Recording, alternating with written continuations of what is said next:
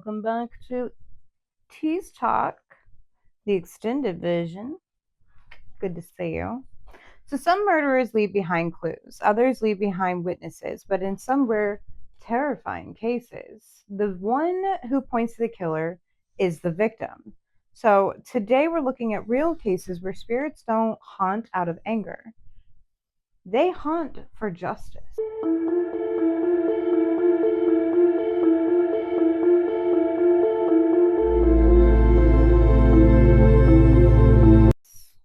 Wild. So in 1897 in Greenbrier County, West Virginia, a young woman was found dead at the bottom of her stairs, and her cause of death officially was childbirth, even though she wasn't pregnant. And her husband insisted on dressing her body, tying her scarf painfully tight around her neck. Her mother knew something was wrong, and then the spirit came. Elva appeared at her mother's bedside 4 nights in a row, and she told her she didn't fall, that her husband strangled her. He snapped her neck and told her to look at the C1 vertebrae. The mother marched into the courthouse and demanded an exhumation. The doctor uncovered a broken neck, crushed windpipe, and finger marks on her throat, exactly where the ghosts said they'd be. That's wild. Now, her husband, what was it? Azramus Shue, was convicted. What a weird name. The judge tried to ignore the ghost testimony, but the jury said it influenced them anyway. To this day, it's the only U.S. case where a ghost testimony helped secure a murder conviction. That's wild. That is really wild. In Chicago, 1977. Teresa Basta. Wasn't it Teresa or something? Yeah. Mm-hmm.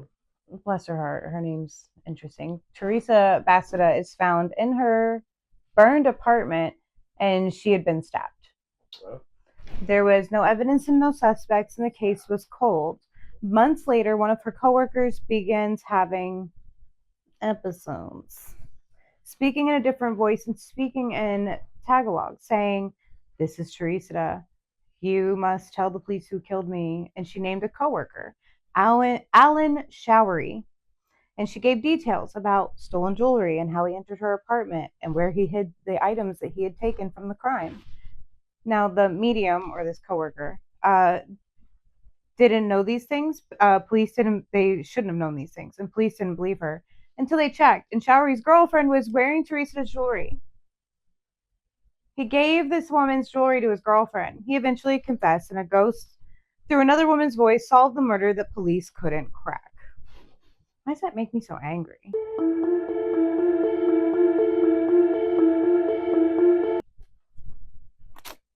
This next one comes from Campbelltown, Australia. Fred Fisher goes missing after a dispute with a neighbor, and people assume that he fled town. But a passerby swears he sees a glowing, human-shaped figure sitting on a fence rail, pointing toward a creek bed. Locals investigated the area, and they found a shallow grave and Fisher's body in the exact spot that the ghost had pointed to. His neighbor, George, confessed. To this day, they celebrate a festival of Fisher's ghost, which is kind of weird, but a murder solved by a specter pointing to his own bones. I think it's weird because a man died. Why are we having a festival? Mm-hmm. Odd. But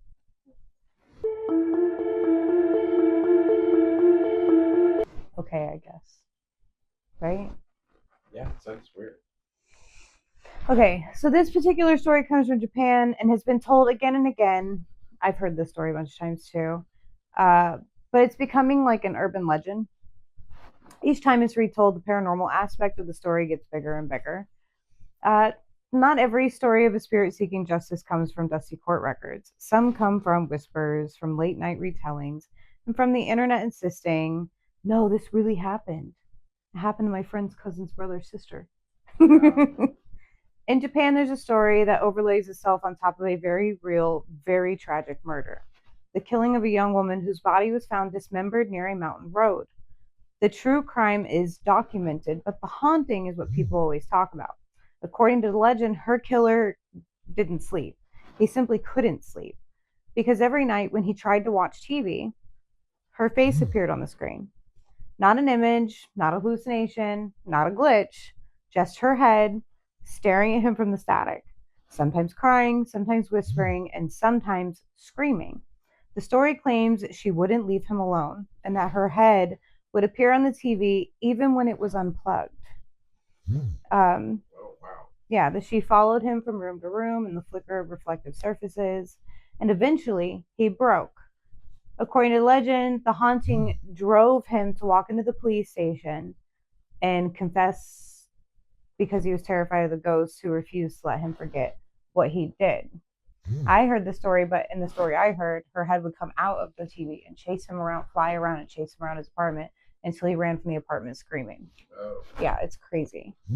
But is it true? no. Not the supernatural parts. The murder and stuff is true. There's no police documentation saying a ghost forced this man to confess.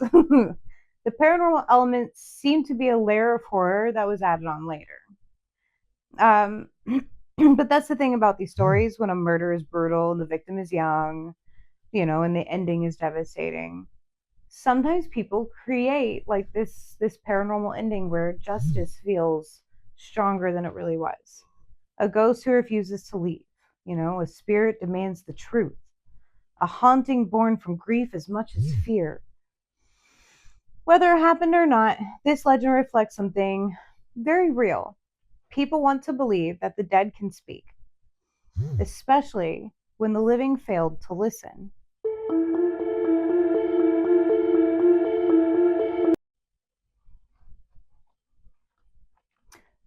Why do you think some spirits linger?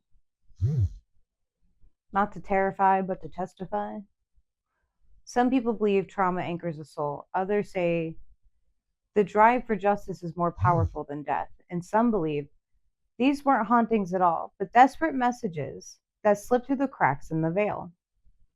Yeah, it's crazy. Every one of these victims did the same thing. They refused to be forgotten, and they refused to let the truth die.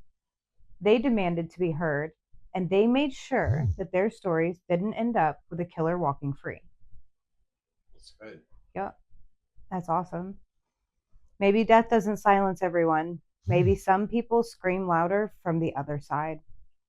Or maybe the truth always finds a way, even if it has to take the shape of a ghost. This has been Extended Tease Talk. I'll see you next time. Bye.